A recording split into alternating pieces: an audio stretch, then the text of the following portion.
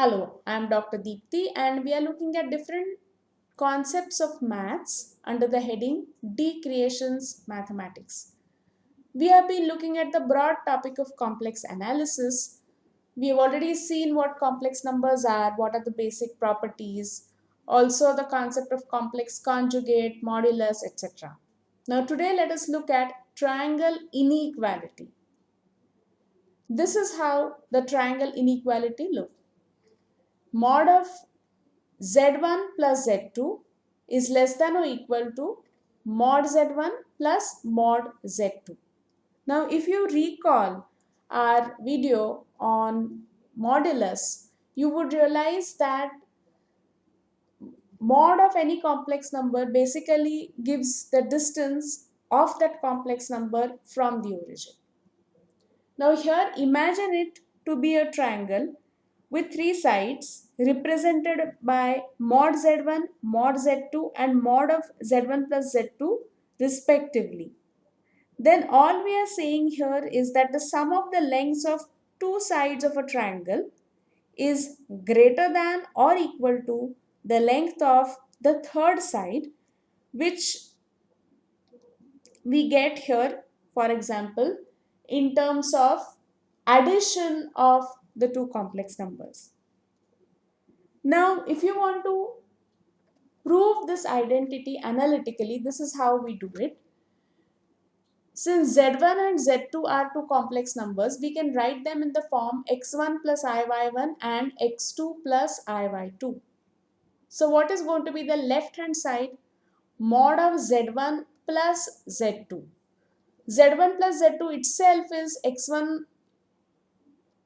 plus iy1 plus x2 plus iy2, which if you combine the similar terms can be written as x1 plus x2 plus I into y1 plus y2.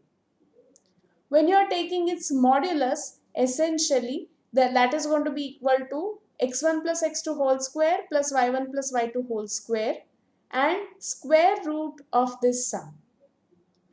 Now if you look at the right hand side, mod of z1 is under root x1 square plus y1 square and mod of z2 is under root x2 square plus y2 square. So right hand side is going to be addition of these two terms.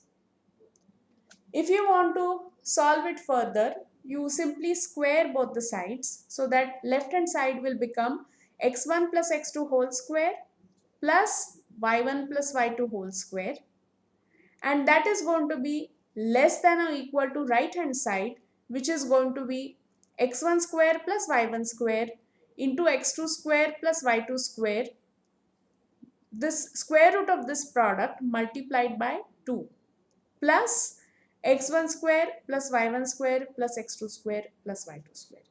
See, it's just squaring of this. So if you recall the formula, a plus b whole square is a square plus 2ab plus b square, it's very easy to understand. Now when you equate, or rather when you look at both the sides, you can cancel out certain terms such as x1 square, x2 square, y1 square, y2 square.